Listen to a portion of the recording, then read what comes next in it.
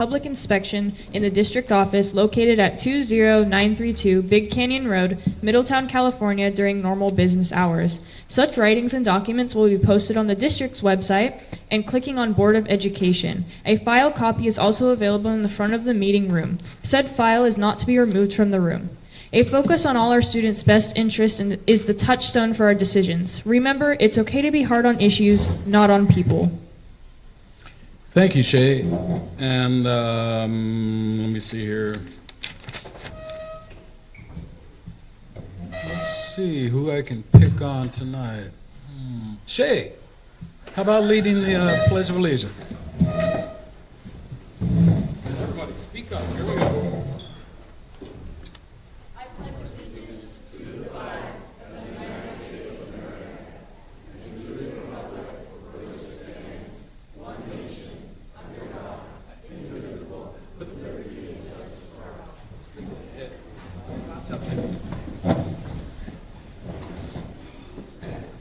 Yeah, well, works. All right, report from the closed session. There is nothing to report. No actions were taken. We need to get an approval of the agenda as is, or if you would like to amend. You got something? As soon as my microphone comes on.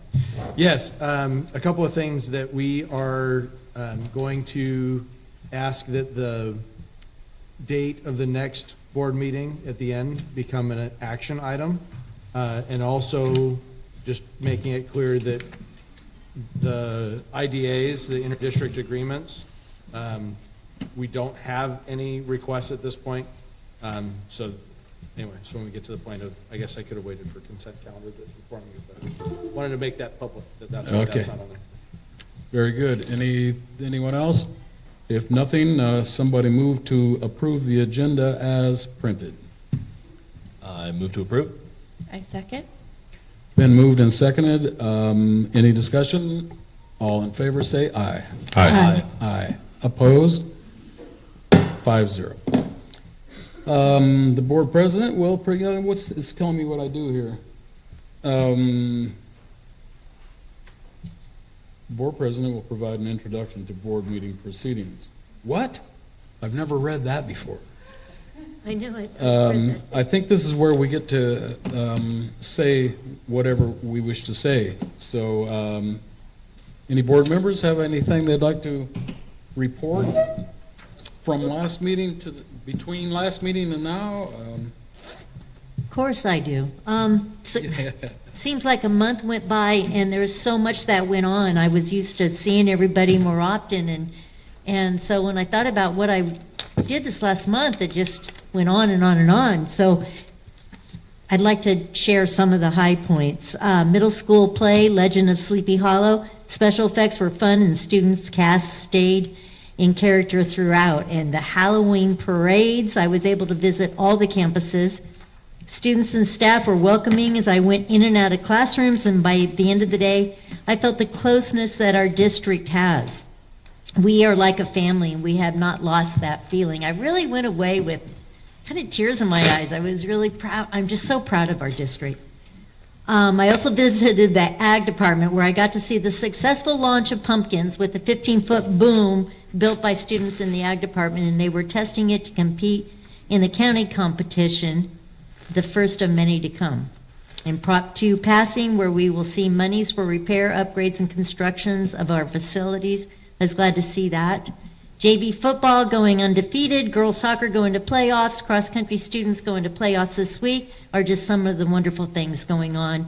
And Bill Fultmer's tribute to 40 years of coaching, alumni football players and current alumni staff, students, and families wore jerseys with number 40, symbolizing the 40 years Bill coached here, and some alumni players even dusted off their old jerseys wearing them proudly.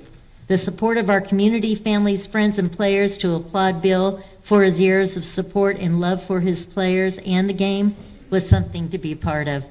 And so much goes on in our district. If you want to be involved, have fun, and be a part of being the best district around, follow our website, musd.org, and I'm glad to be a part of our district in our community. Thank you, you guys. You guys are awesome out there. Very good. Anyone else? Well, it's right here. Sorry. This will only take a second. I have some things to share, and I just, why do I have a half a screen now? Things never work the way that...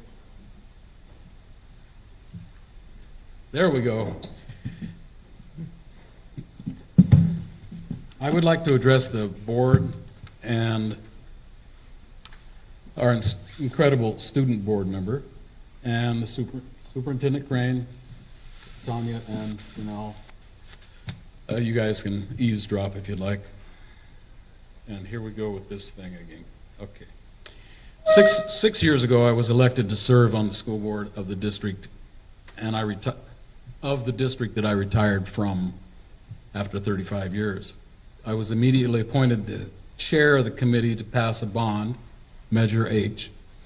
The bond passed, then due to several unforeseen events, including a worldwide pandemic, construction was delayed. Finally, we are on track to make the dreams of that bond come true.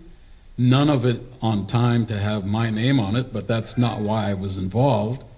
Yet, we need another bond in the future, not too distant, and we're hoping that that can come to fruition as well. Somebody else will take that torch. And in order to succeed in passing another bond, we've got to become, once again, the best darn little school district there is. We've been there. I think we're still there with some bumps in some warts. But we'll get there. Let me move on. I hit a button and it went way down to the bottom. And now I have to start from, okay, here we go. Board culture. I'd like to speak to board culture. When I got on the board, the culture was our staff were adversaries, that we were on one side and they were on the other, and we were going to beat them down any way we could. And I spent a lot of time convincing other board members that that wasn't the way it should be, that schools don't exist unless we have staff. And the staff, whether they are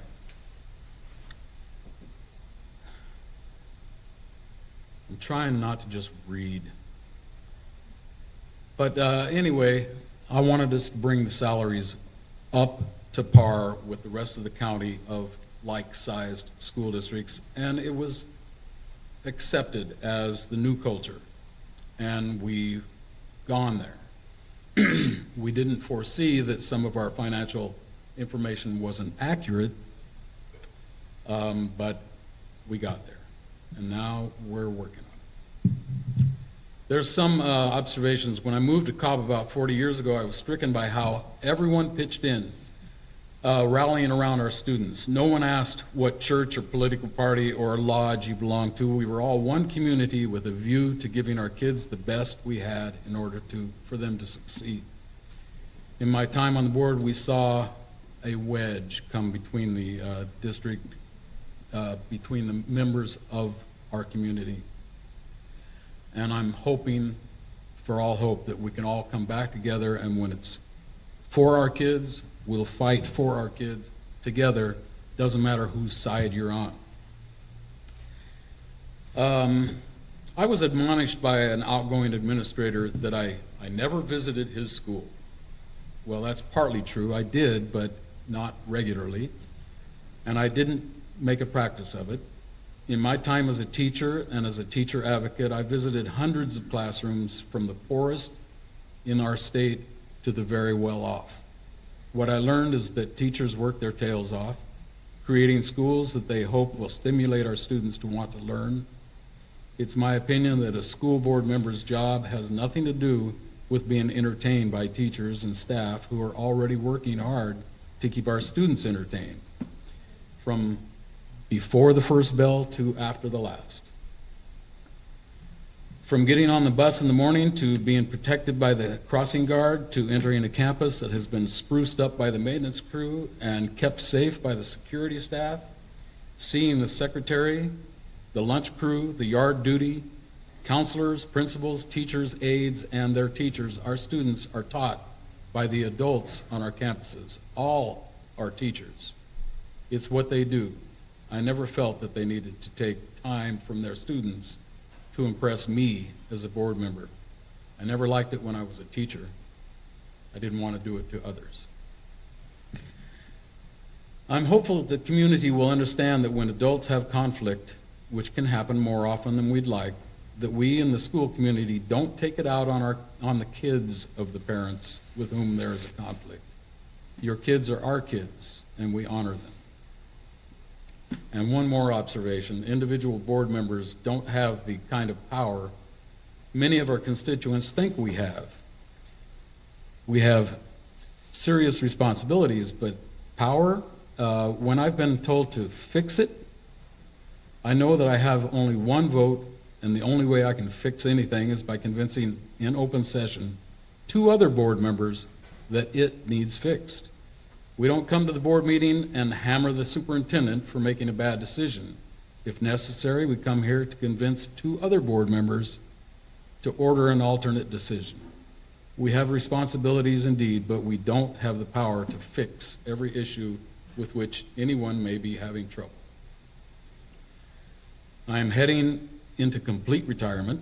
I am honored to have taught so many and to have coached so many and to have served so many.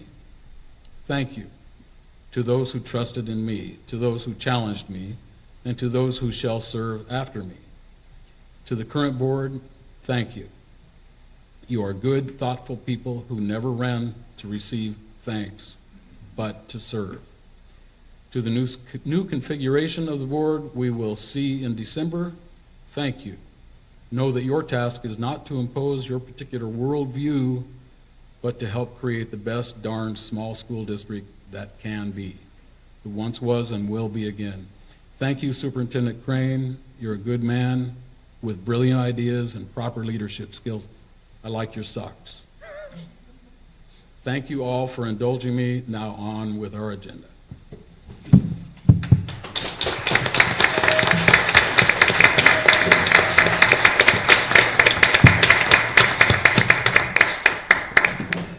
Thanks for that, shucks. Now, how do I get this thing back?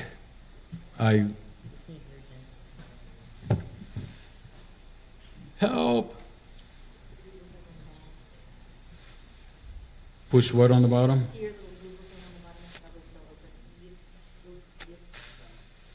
Oh, there it is. Thank you. Janelle Okay. saves the day again.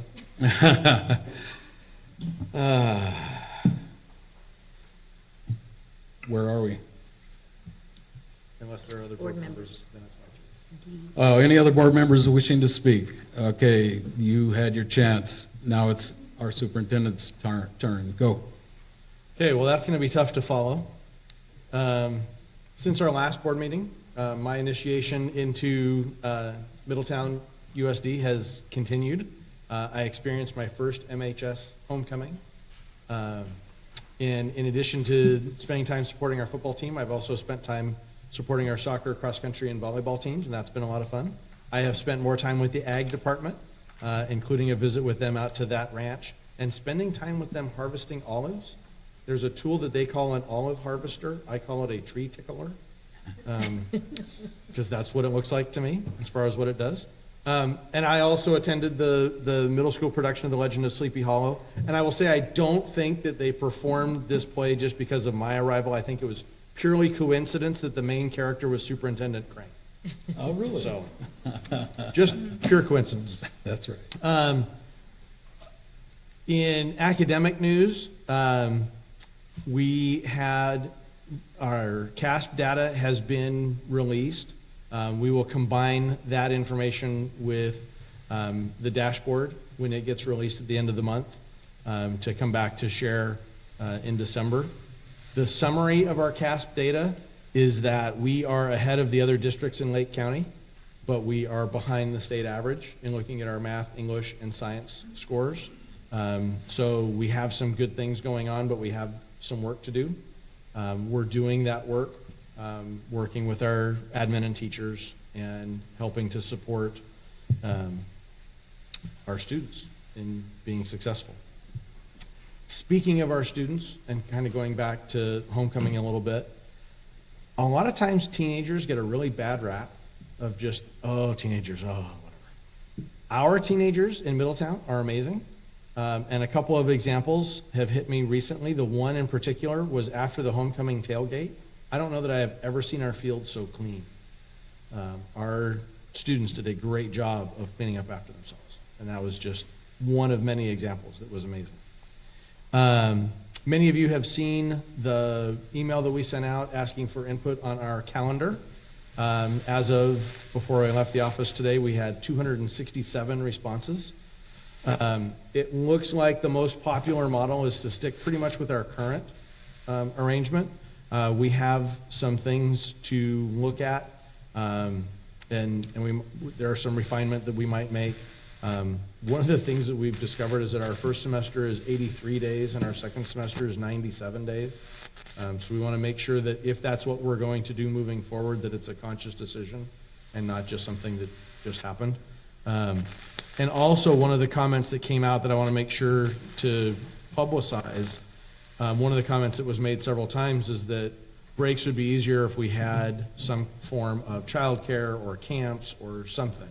And we are working with Edmo, which is the provider that does the after-school and intercession care at Mini Cannon, and we're working to expand our relationship with them using ELOP funds that are state funds, not part of our general fund, that will expand that program to include Coyote Valley and Cobb.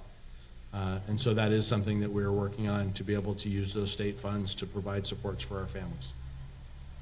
And then another thing from me, in the correspondence, you'll see a report on my 100-day report for my 100-day plan. I started out as a new superintendent.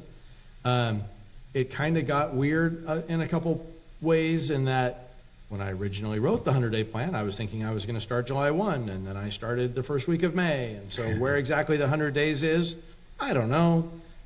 It's been a little while, and some of the things that happened exactly the way that they were written in there, and some things adjusted with the reality of being on the ground and seeing things. So anyway, so you'll see the 100-day plan, 100-day report. Any questions or concerns, feel free to reach out, and that applies to board members, that applies to the community, however that needs to happen. And then lastly this evening, as part of my time, I would also like to thank Larry and Nathan each for your energy and commitment and your willingness to step forward and serve the community. We often make comments about, nobody goes into teaching to get rich. That's even more true of being on the school board. We very much appreciate that you share your insight that comes from your experience and background, and our district is better as a result of your having helped to lead it.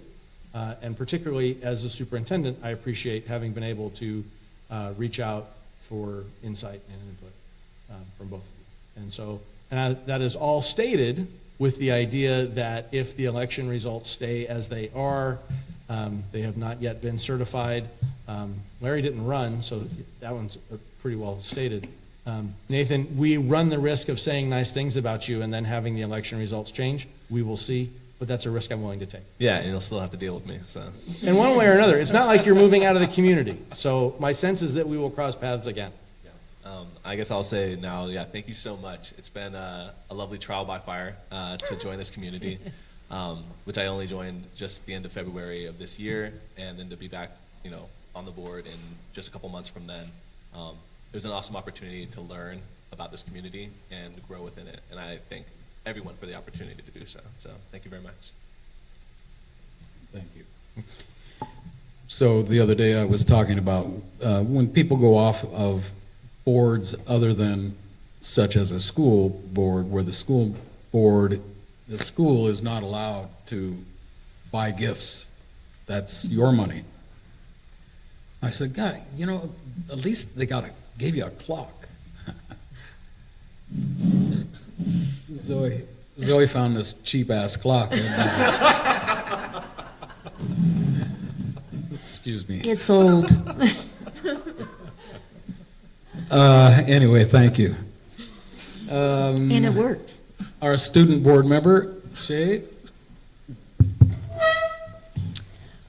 So our winter sports are starting up. I know that we've had tryouts and all of the fall sports are coming to a close.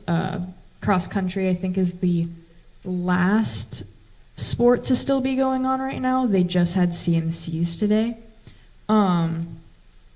Mock trial will have an open mic night tomorrow. It's $3 for admission. Our first scrimmage will be December 7th in Mendocino, and our county competition will be at the Lake County Courthouse on February 12th. And people are allowed to go and watch us as space allows, because there's extra space in like the jury boxes and in the overflow. The drama club is performing 12th night, December 13th and 14th, and it'll be $5 for admission. Both shows will be at 7 p.m. and you'll actually see us walking around Christmas in Middletown this year. We'll be wandering around with flyers and we'll be in our costumes, so you'll get to check that out right before we perform. And ASB, we will be having our winter rally December 13th. This will be our first rally of the year since we now have full access to the gym, and we're really excited to have our first rally. Very good. And good luck with all of it. Okay, reports to the board. Is there an MTA representative tonight? Come on down. You'll have to hold that button for about 2 seconds and the light will come on, and then just leave it on. I'm Michelle Jeletich, representing MTA this evening. MTA would like to continue to bring to your attention the effect of the janitorial shortage on the main campus. There's a major concern in regards to bathrooms, classrooms, and communal areas. We also appreciate that MUSD is gathering input and being proactive for next year's calendar. MTA would like to express concerns about dual enrollment courses, alignment with the college, and AP testing schedules as related to the start and end dates. We also look forward to seeing the first interim budget with the hopes that the $875,000 cuts will not be necessary. Thank you. Thank you. CSEA, I know there's a representative who's about to speak. Hi, Leslie. Leslie Ryan, representing CSEA Chapter 228 as president. We are actively engaged in negotiations. Our following negotiation dates are November 19th and December 9th. We look forward to updating you on our progress. We're also happy to report that there will be new hires within the SPED department, district-wide cooks helper, district-wide custodian, district-wide van driver, and Coyote Valley crossing guard. Do you have any questions for me? Any questions from the board? Nope. Thank you so much. Van Pelt. Hello, Ray. Good evening, board members. I'm glad if somebody always comes first and turns this thing on for me. And I don't have to follow the student of the month this time, which is a tough act to follow. Thank you very much for the time. I never introduced myself because I know everyone up here, but for everyone else, my name is Ray Green. I'm with Van Pelt Construction Services. We're the CM firm that partners with the district to manage your bond projects and any other construction needs you may have. We essentially have two active projects right now, and I'll explain why afterwards. The middle school gym, the new middle school gym, that project is in DSA and is currently under review right now. DSA. Department of State Architects. So when you go to build a deck on your house, you go to the county for a permit, we go to the state. So DSA, all of our plans have been submitted, and DSA is currently reviewing them. There is, that timeline can take up to 6 months. There are back and forth processes. We call them back checks. DSA will make comments. They'll send those comments back to our design team. Our design team will address those comments, resubmit to DSA. During that whole process, the district still has time to make little tweaks and make the building exactly what we want. We've gone through 2 rounds of that. We'll have at least 1 or 2 more rounds of that, okay, of tweaking that building. And then as the design team addresses back check comments, they'll address any comments that we make and send those back into DSA. Can anything be done while all of the back checks are being, No, sir. So No, you we're gotta sit and wait. completely in limbo. No work can really be performed until that project is approved. okay. Luckily, there are no legacy projects that are holding us up, so that should not hold that project up. The other active project we have is the Tallman Gym. That project is closing out. District has use of the building. We're waiting for a couple of things to show up to finish that project out. One of them is custom fabricated parapet cap that goes around the entire outside of the building. We got a little leak because it's missing. We'll get that fixed up, but I'm in communication with Michael frequently. So as soon as those parts show up, we'll install them. That'll completely finish out that building, and that job will be done. The reason we have put everything on hold is since Van Pelt has come into the district, we have been unable to nail down with the district in conjunction with the CBO exactly precisely how much money we have to spend. It's been a little difficult, and it's been a bit of a moving target. And I would like to really thank Tanya for her efforts in conjunction with Van Pelt to work on exactly how much we have to spend. So it's unsettling, obviously from the district standpoint, certainly from my standpoint, of moving work forward when you don't know down to the penny exactly what you have. And you know, every CBO does things different, so every CBO codes things different. And Tanya she's up to speed now, and she's finding where the money is, and we're moving everything forward. So we've sort of, just until we get to the point where we know exactly every penny that we have to spend, we've kind of paused everything. So that's why we only have 2 active projects, and everything else has kind of been slowed. I would say, and Tanya could probably speak more, we're probably a week, maybe 2 away from knowing down to the penny exactly what we have. And I just heard before the meeting today, I've been sweating since we've started this process, but just before the meeting today that we've got good news. We've found where we're off base with each other, where we think we have this much and the district thinks we have this much. We've kind of leveled that out. We should be in good shape. So a week or 2, and then I can kind of reactivate everything. Okay? Any questions? I just, back to the new gym, so any changes that we do, possibly do while DSA is looking at it, then would we have to go back to DSA and say? So that's, oh, we make those changes during the back checks process. So DSA makes comments and they send the drawings back to us, and we address those comments, and then we Okay. kind of sneak in some little changes that we might make. Okay. And then they go back Kind to of like what we DSA do with the that. county. Yeah. Oh, wait a minute. Well, I didn't say the other that out thing, loud. what was that? The other thing we can do too is, we can get a project approved by DSA, and then we do what's called a CCD. There's never, until it's built, well, even after it's built, there's no deadline of what changes you can make. Obviously, when things are in process of being built, the further you go into the building process, the least ability you have to affect pricing, and the less wise it is to make changes, because those changes become expensive. Obviously, we want to make all of our changes before there's equipment on site building a building. But you know, up until the time that the building starts being constructed, we can make changes to make the building as perfect for the district as we can possibly. Very good. Thanks, Ray. Always appreciate your input. Whose phone was that?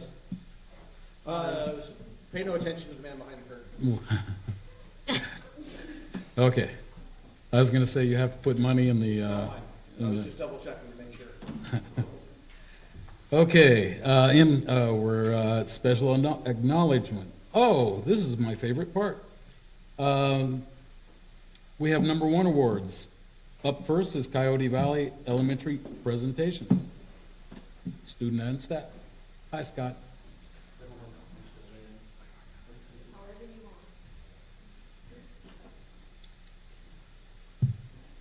Oh, we need to get a chair. Parents, when your student is called and you want to get a video of the presentation, please feel free to come up to this great front row seat to get a good video.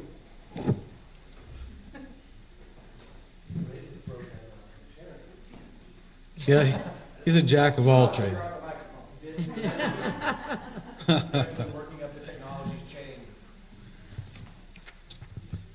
Okay, all right. Well, hello, board members, Middletown, Cobb, and Hidden Valley community members. Scott Ferguson, principal of Coyote Valley Elementary School. So I have a little presentation about Coyote School, but I think I'll go ahead and do our number ones first. So we have our student number one award, and I would like to bring up Miss Cassidy Coit. Yay! Come on, you do it all. Everybody does it.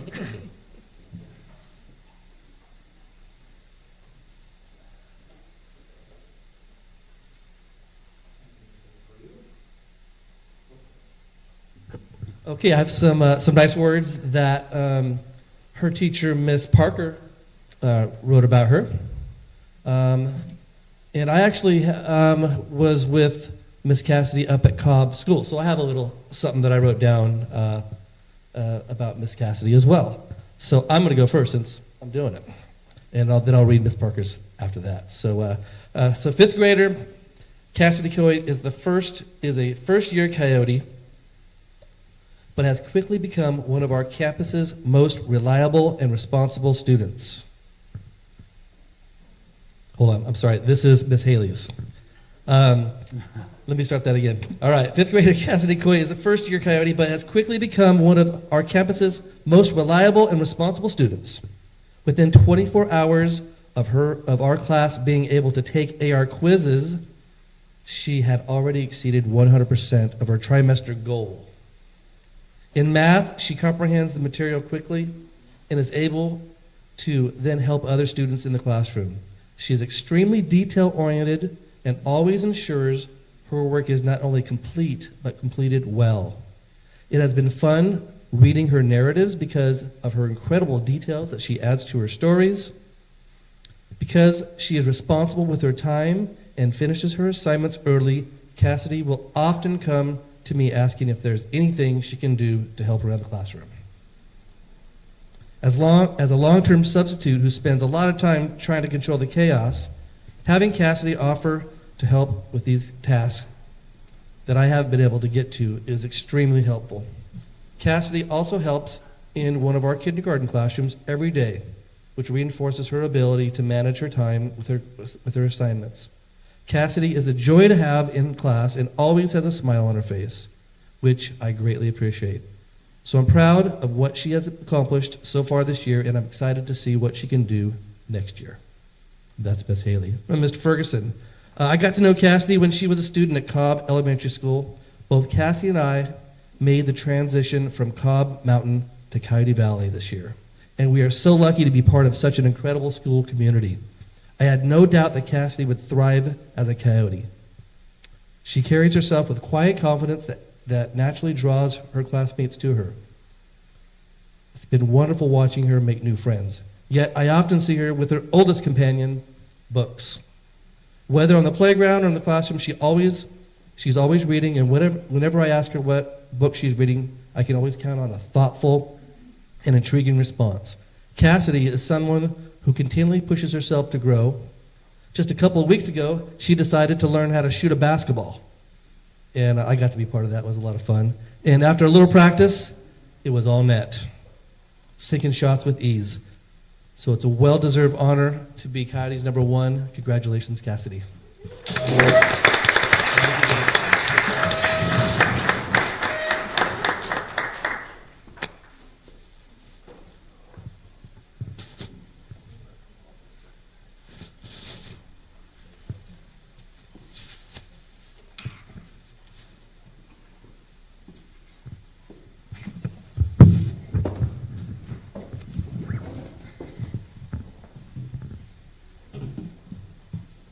Okay, so I'm going to go ahead and bring up our number one staff member of the year.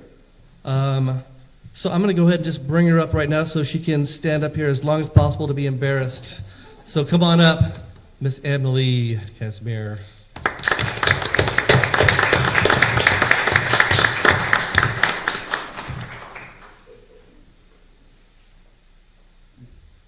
Emily, tell your mother she can sit up here.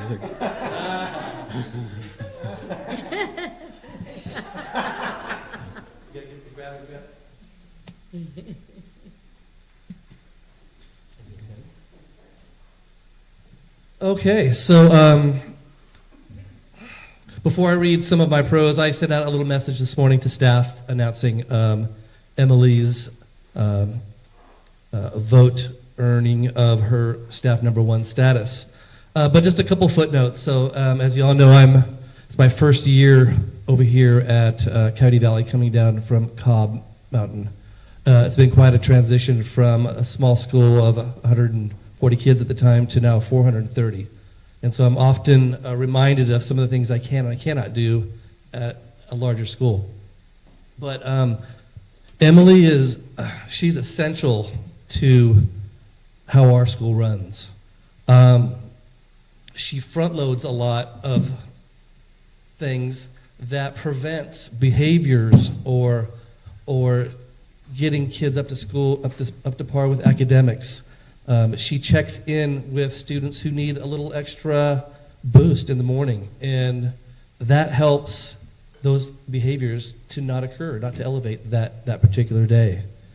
She's in the classrooms. She's out on the playground. Her presence is ominous, and she does a great job in keeping everything together. So I'm going to go ahead and read my little blurb here about Miss Emily, who I admire and appreciate a lot. It is my great pleasure to announce that Emily Casimir, I never call you by your last name. Am I pronouncing that right? Casimir. Sorry about that. Casimir. Kind of looks like cashmere. That's a good thing, too. Has been selected as Coyote Elementary School's number one staff member of the year. As our dedicated student success supervisor, Emily embodies what it means to go above and beyond to support our students. She is committed to paving the way for a smooth, successful school experience for everyone. Always ahead of the curve, Emily anticipates challenges and meets them with grace, creating solutions that benefit our entire community. Emily's presence is reassuring and a positive force. She checks in consistently with students who need additional care, offering them support, encouragement, and a safe space. Her compassionate approach and gentle manner bring comfort not only to the students, but also to her colleagues, creating a culture of care and connection that enhances our school. Her dedication, foresight, and heartfelt involvement in each student's journey make her a standout member of our team. Congratulations, Emily, on a well-deserved recognition. Your unwavering dedication and passion make a significantly difference in our lives, in our students' lives, in our staff's lives, and we are immensely grateful for all that you do.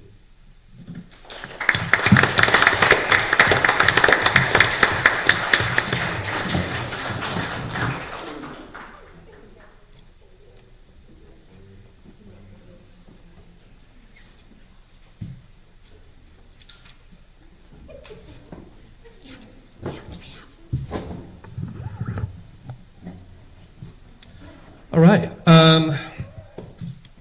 So, whoa, hold on.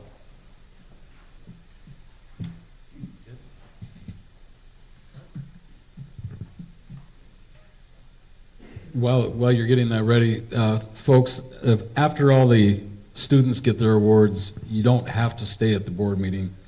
We would like for you to stay for the other kids, but that's up to you. You've got things to do. It's okay to leave.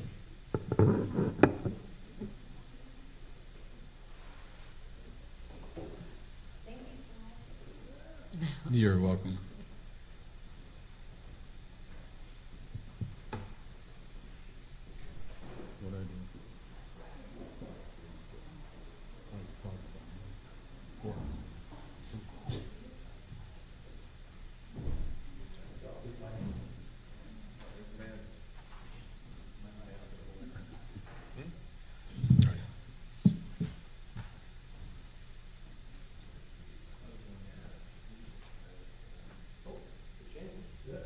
Yeah. I think there's a, does that say close on there? Yeah,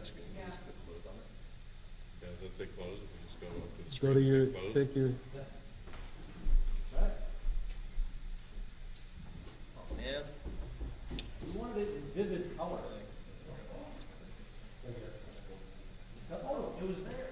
And then it came back. Johnny's on the spot. Right. Thank you. Thank you. That just rolls right out.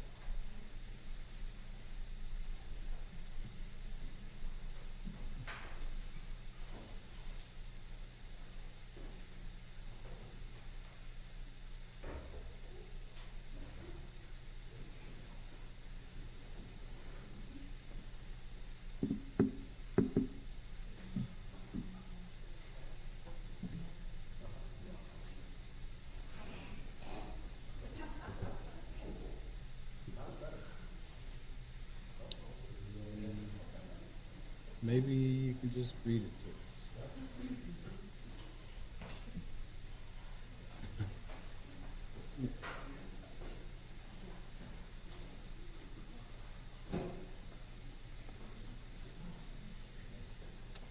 God, I can't think.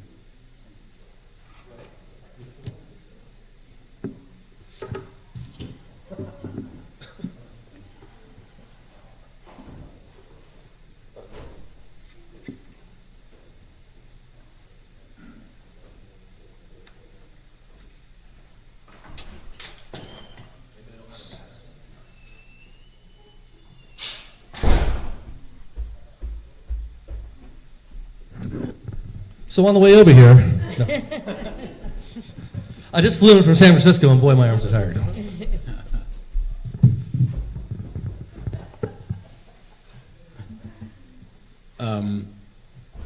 If this doesn't come through, you can just read it to us.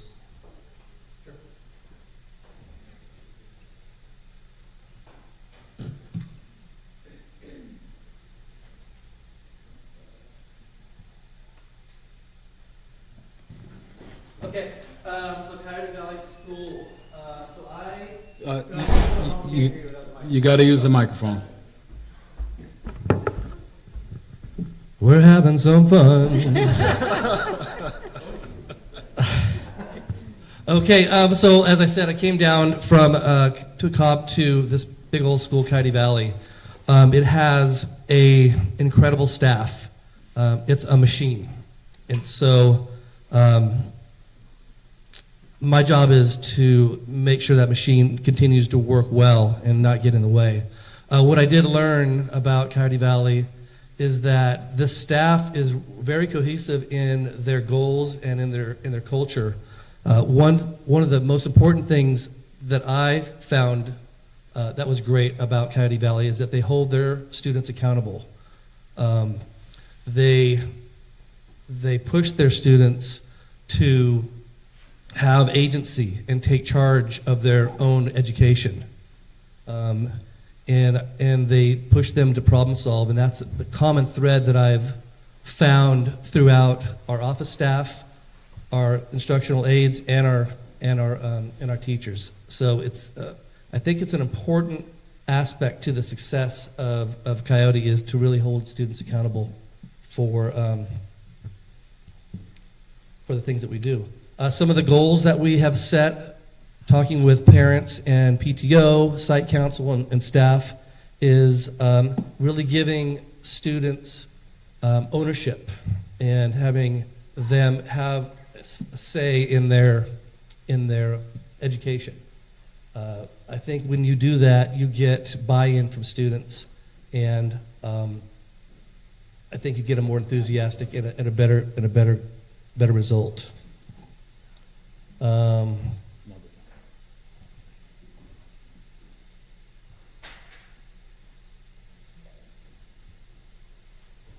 I wanted to talk a little bit about our CASP scores that Superintendent Crane had mentioned. Since the pandemic, the scores were right in the middle. They fell in the orange category. That was from COVID, where it was even lower.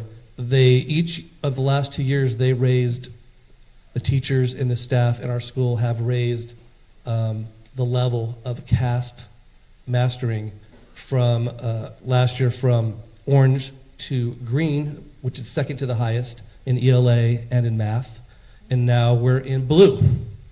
And so our goal is to go and increase our CASP scores to blue, and that's the highest that we could achieve, that we could strive for. Good news.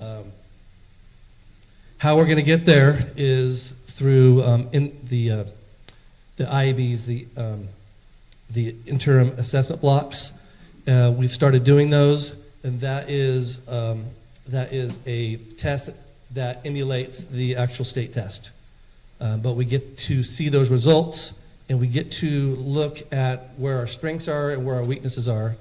And teachers can go back and look at, like if it's a math IAB, you could look at the actual test and see what problem that students had trouble with and focus on that math concept. So we're working hard to share our IAB data with our colleagues, and so we can see patterns and improve upon those patterns.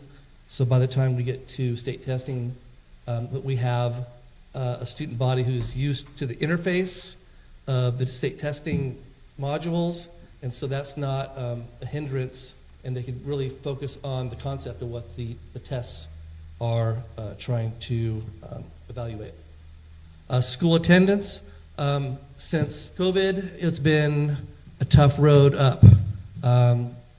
This year, our attendance has been around 92%, which is an improvement since COVID.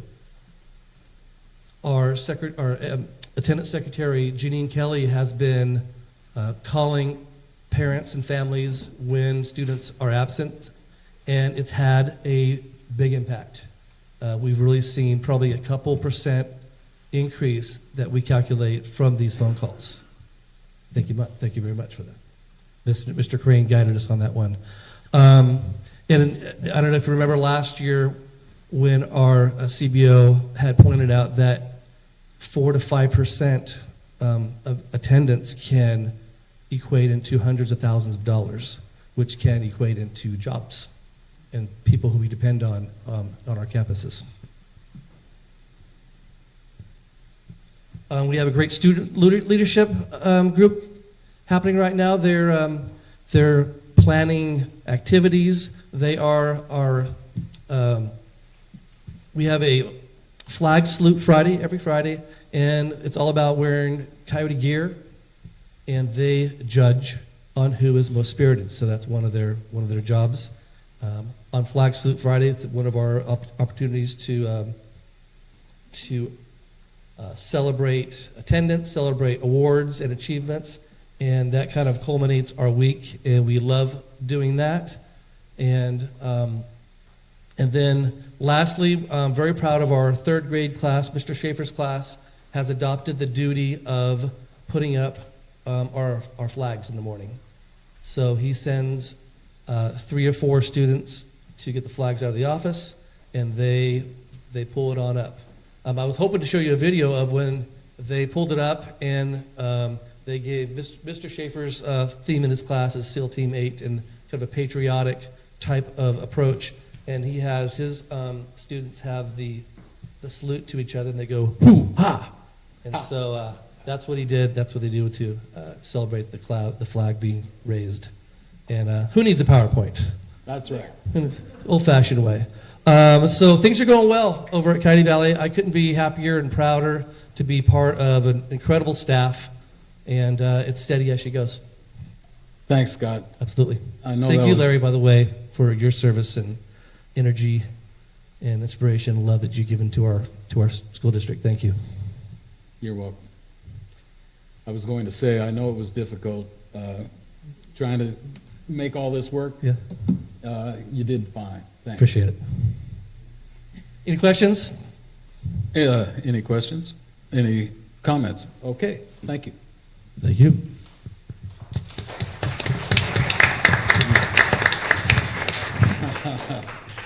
Middletown High School.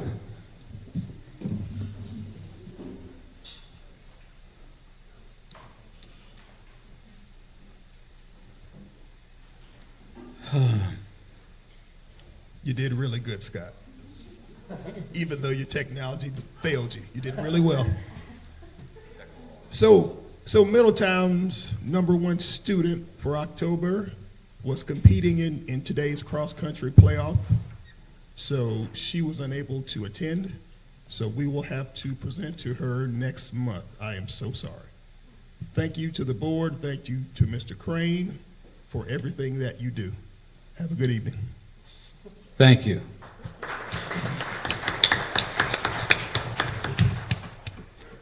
Cobb Mountain Elementary.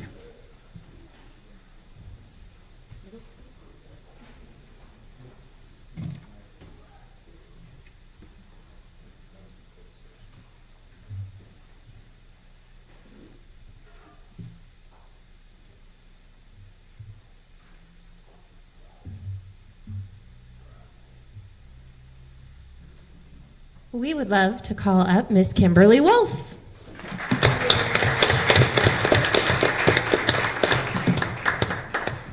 Come on, videotapers. Come on. Okay. Cobb Mountain is proud to announce that Kimberly Wolf is our Student of the Month. Miss Laurel writes, Kimberly is one of the kindest students that you will ever meet. She's often encouraging others and finding ways to help her teachers. She truly goes out of her way to think about ways that she might offer us a helping hand. Her sweet smile is given often and reminds those of us around her that she is made partly of sunshine. Not only is she kind, Kimberly is a very hard worker.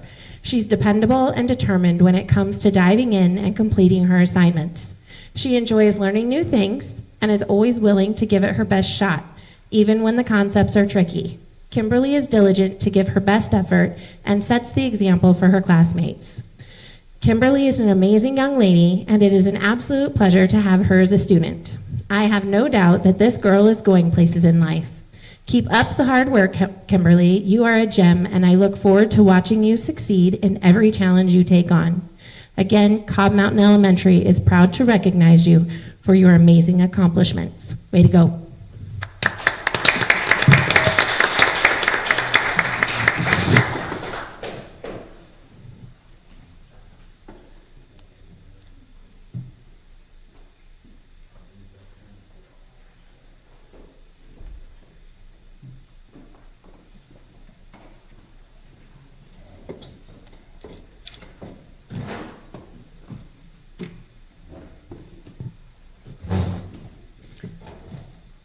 And finally for tonight, Minnie Cannon.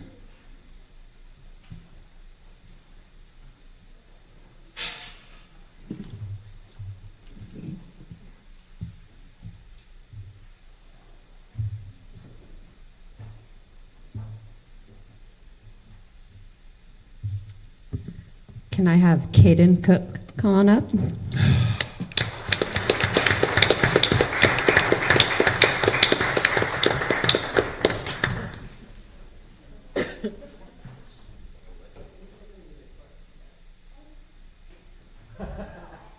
I told them they're giving a report of the board meeting. Her and her siblings could help. So this is Caden Cook. She's a 5th grader at Minnecannon Elementary. Caden Cook is a student. She's being recognized as our district's #1 student. It is easy to see why. Caden is a friendly and positive presence in our school. She's always greeting others with a warm smile. She's a true friend to her classmates, showing kindness and understanding in every interaction. Caden's excellent listening skills are evident in her attentiveness to her teacher. She consistently quickly grasps instructions and can explain assignments clearly to others, making her a valuable helper in her class. Kaden is a very caring big sister and will often check in to see how her brother and sister are doing. She has a positive attitude toward school and her peers. She is very friendly to staff and students on campus. Kaden has a fun-loving spirit and brings joy and energy to whatever she does and wherever she goes. She has a great work ethic, is diligent, focused, and consistently completes her assignments on time. Kaden's dedication and leadership qualities make her an outstanding role model for her peers, and we are so proud to honor her achievements. Congratulations, Kaden.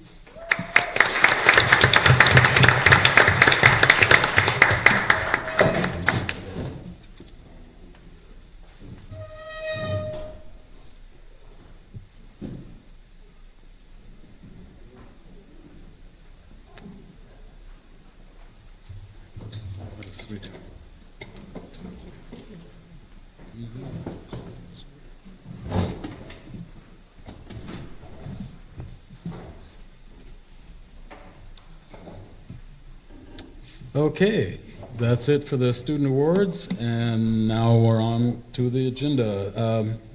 This section of our agenda is for community comments.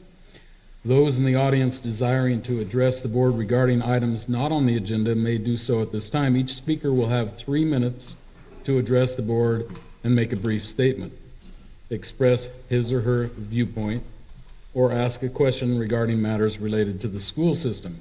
Please understand that the board does not take action on non-agendized items. That's Board Bylaw 9323. I have one petition to speak. That's from Emily Casimir.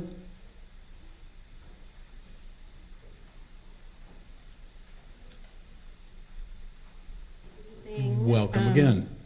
Is it on? Yes. Yes. I thought it was just too important of an opportunity to get up and speak to my job, being part of our upcoming possible cuts on an evening when I'm being recognized by my coworkers. I just wanted to speak to what my day looks like at Coyote Valley and how I'm supporting the safety and well-being of our students and what will be lost with me not being on site, and not me, but the role as campus supervisor.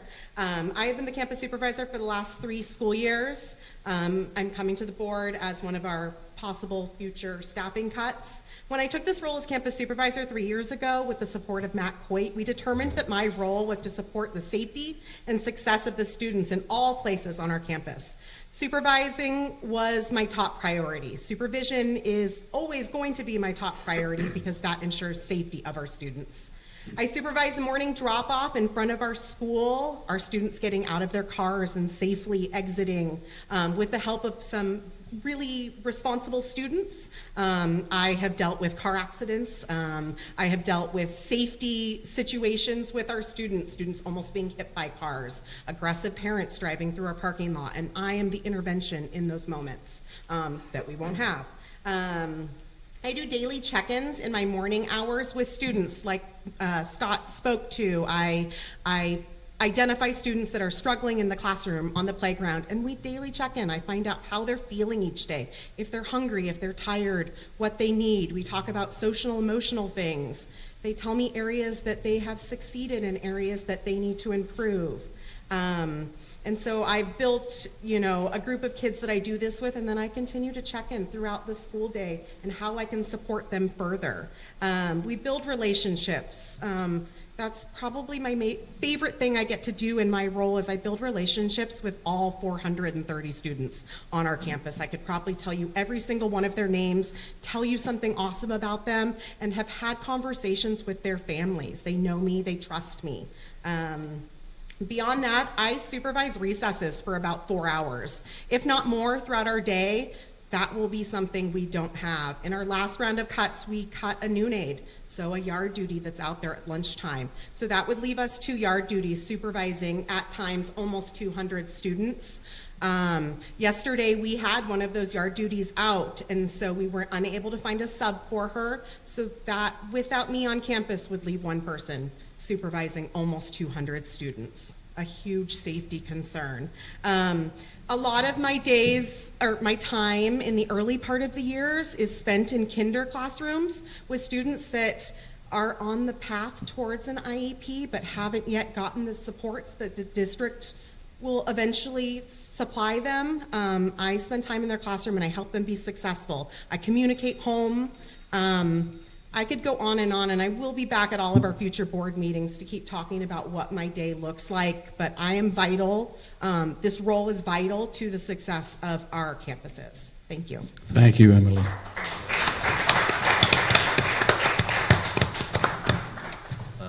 Are we allowed to make any comments on that? No. Thanks. Thanks for stepping up. Yeah, thank you so Emily. much.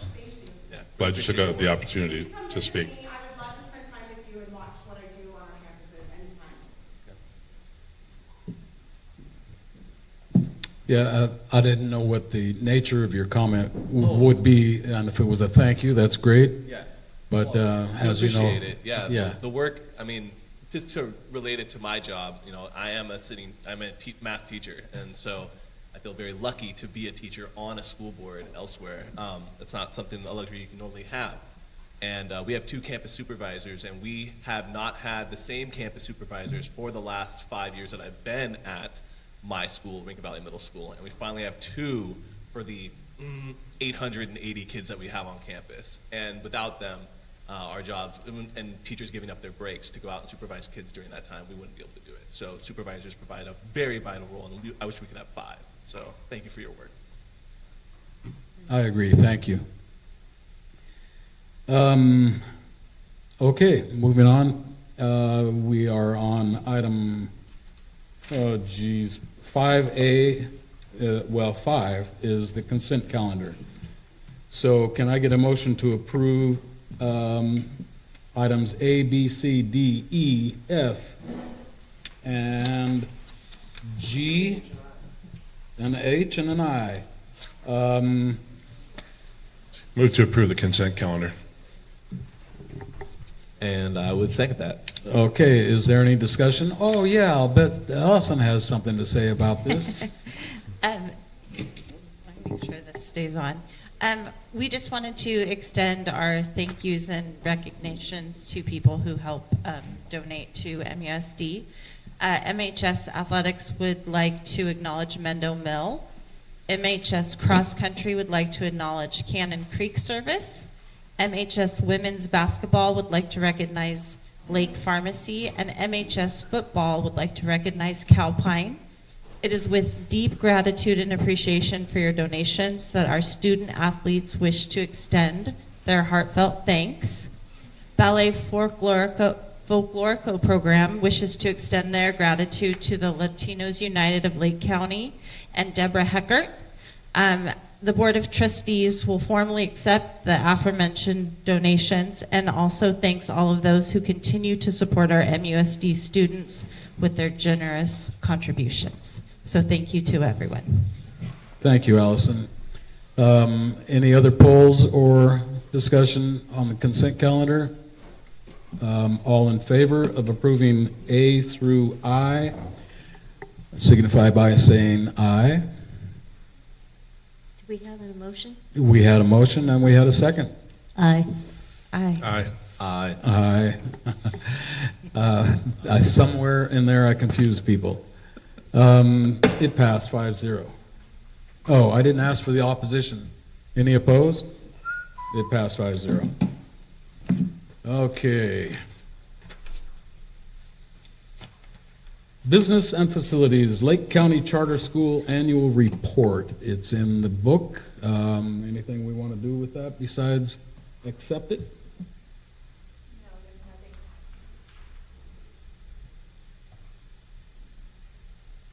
There you go. I should do it. Take it out, now you have to sing. No. Fix it. One board member can't, it's a Jeanette. Yes, she can pick that. Okay, all right. So no, the report from the charter school is just an annual report that they would be submitting to us. And so they would be presenting it if they were here, but it's just general information that they are required per their MOU to present to the board annually. Okay. Can I, No, it's just informational. so we don't have to vote to accept it? Well, It has an A. It has an A, but I don't know if it needs. Let's just go ahead and accept it, and then it's covered, if we vote to do so. So can I get a motion to accept the Lake County Charter School Annual Report? I move to accept the Lake County Charter School Annual Report. And I second it. Moved and seconded. Any discussion? All in favor say aye. Aye. Aye. Opposed? 5-0. Item B, approval requested for the Arntz Builders, Inc. change order number 2, Middletown Middle School, High School, Tom and Jim and Paint Project. I think Ray's going to fill us in on something. Go. So this is change order number 2. Keep in mind that on a leaseback project this nature, we expect change orders to be somewhere in the neighborhood of 3 to 6%, somewhere around there. You'll see you can see the on the first cover page, we're at 11.4% currently. Obviously more than you would expect. Keep in mind the reason for that is because we added a very substantial amount of scope of work to this project with the 6th grade portables. So that was $392,000. That's a large chunk of that eats up a large chunk of your 10%. Eats up 8.2% of your 10%. Look, I made this document myself. I've forgotten all the features I put into it. So this change order 2 is 3.2%. There will be one more change order on the project that's still being fleshed out. And just a recap of how to review a change order as a board member. At Van Pelt, we've created these documents so that all of our change orders look exactly the same, so that you can kind of get used to reading the document, so that we're not sending you something that looks different every single time. Very good. The other thing is, when it comes to change orders, we like to be as transparent as possible. So you can see that this is 128 pages. Yeah. I can't expect a board member to deep dive into 128 pages. So each change order includes individual PCOs, which are proposed change orders that come from the contract. Very difficult to read those as a board member. Really the only way to understand those is to be involved in the project on a daily basis. So in the front of every single PCO, we include a PCO cover page which explains exactly what the change order is, why it's justified, and what it's doing in there. Yeah. So if you look at page 3 of this, that is what that PCO cover page looks like. And if you just continue to scroll through that, you'll see the next another PCO cover page, which starts the next PCO.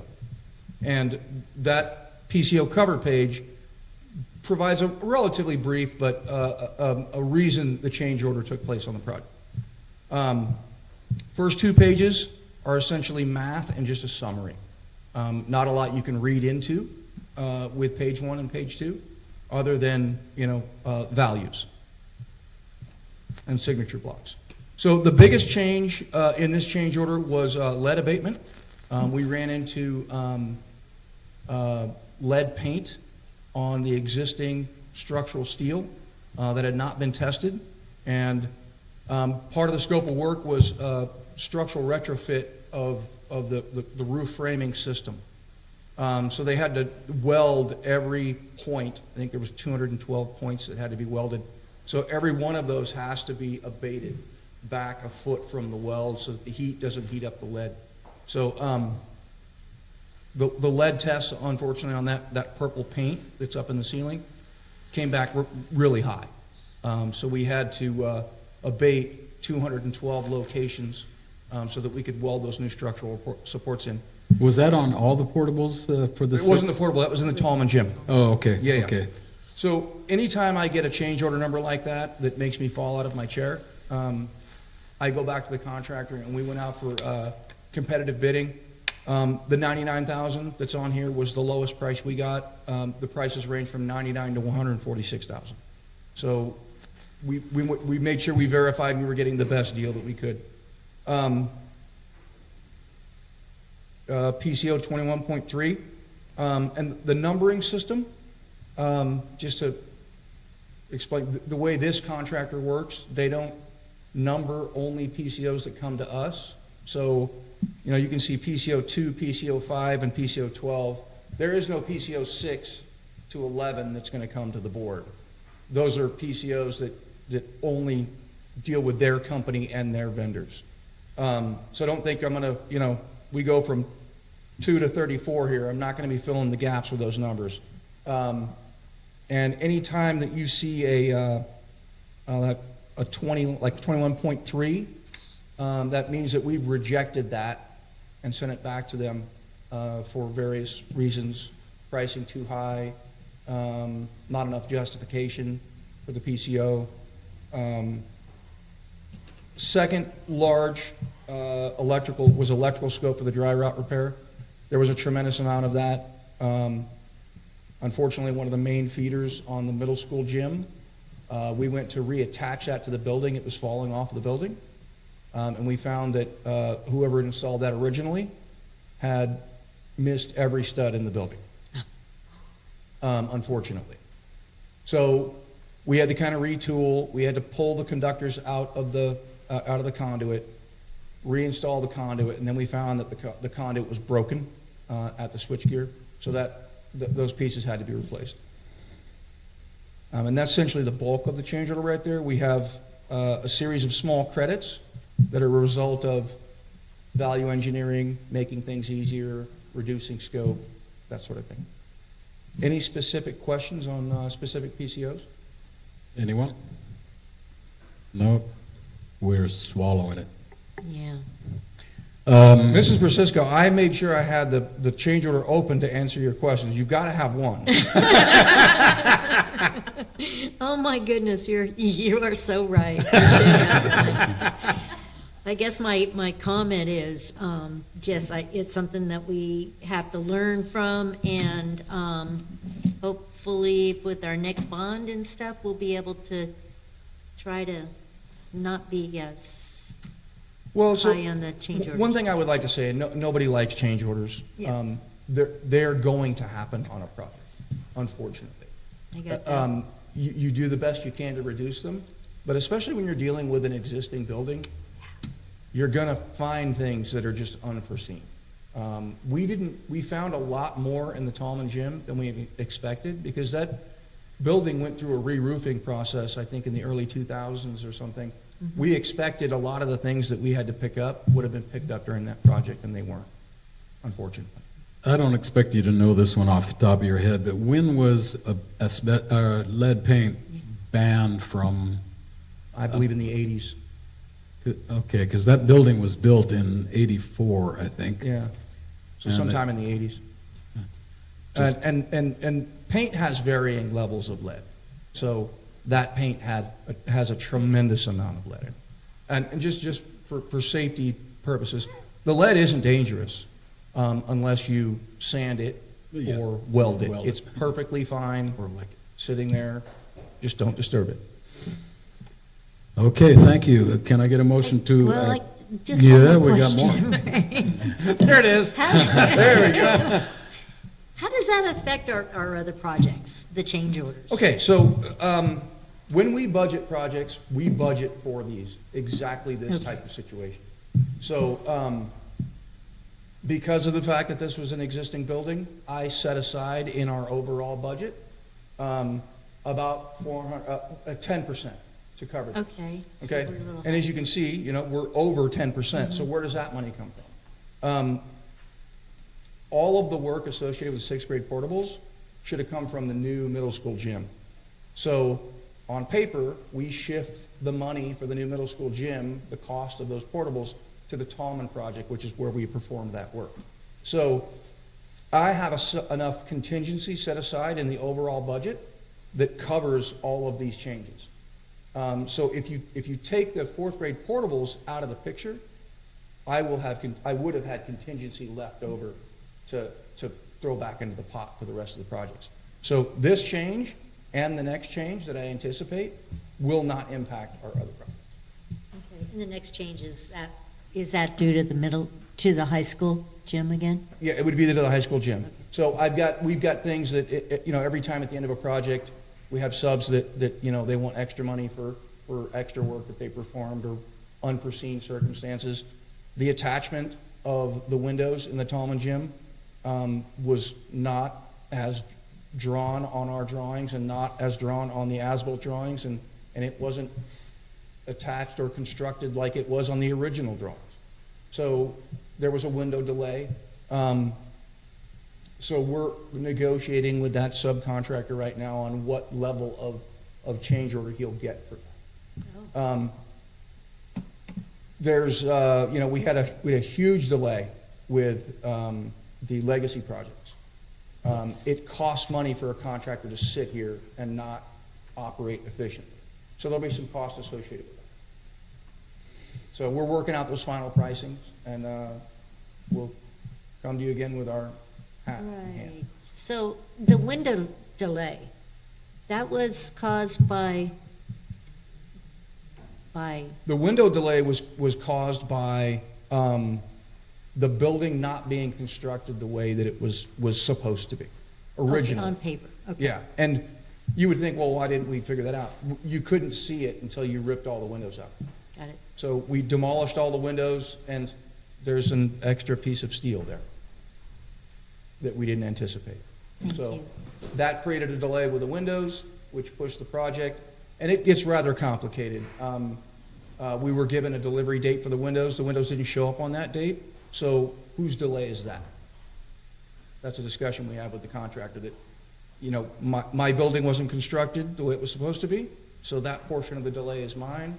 Your vendor didn't deliver when they were supposed to, so from that point on, that portion of the delay is yours. So there's a lot of negotiations. I'd love to have you come to some of those negotiations. I'd love to be a part of them. Just maybe it would have less time between you and me on our board meeting nights. But thank you, I drive Ray. up here just to answer your question. And I'm happy to I do it. have a phone number. And I'm happy to do it every time. Thank you. Zoe's giving out her phone number again, jeez. Okay, can I get a motion to approve the request for Arntz Builders, Inc., change order 2? Move to approve change order 2. All right, I'll second that. Moved and seconded. Any more discussion? All in favor say aye. Aye. Aye. Opposed? 5-0. Thanks, Ray. Thanks, Ray. Okay, board-related items. Is this our second read?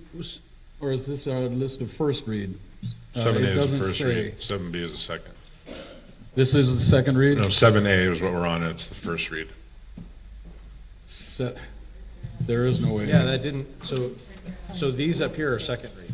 No, the only one that's second read is the substitute. Okay, so the only one that's second read is, I gotta put my glasses on to make sure I get the number right. 4121.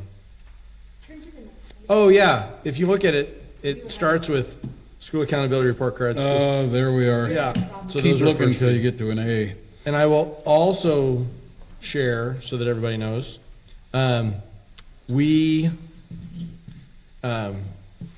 took out some of the first read. If you look on item number 13, pending agenda items, those were ones that were less routine potentially, and we wanted to make sure that all of the members of the board had the opportunity for both readings. The routine ones, we were okay with you guys doing first read, and however our next board is constituted doing second read. We didn't want to leave some of the potentially more controversial ones so that the new board members were coming in, getting sworn in, being asked to approve those. Perfect thinking. So we have a list of first read. There it is. 1, 2, 3, 4, 5, 6, 7, 8, 9, 10, 11 of them. And then we can move to item B, second read and approval. So we've got the board policy 4121 last time, temporary / substitute personnel. Can I get a motion to approve or make changes or whatever you want to do? I'll move to approve. Second. Moved and seconded to accept board policy 4121, temporary/substitute personnel. All in favor, say aye. Aye. Aye. Aye. Opposed? 5-0. Thank you. Interdistrict transfer is That's the one we don't have any. not on the agenda anymore. Personnel is. We have a packet on that, if I can just get to it. Okay, can I get a motion to accept the personnel report? I move to approve the personnel report. Moved and seconded. No discussion. Okay, all in favor say aye. Aye. Aye. Aye. Opposed? It's passed 5-0.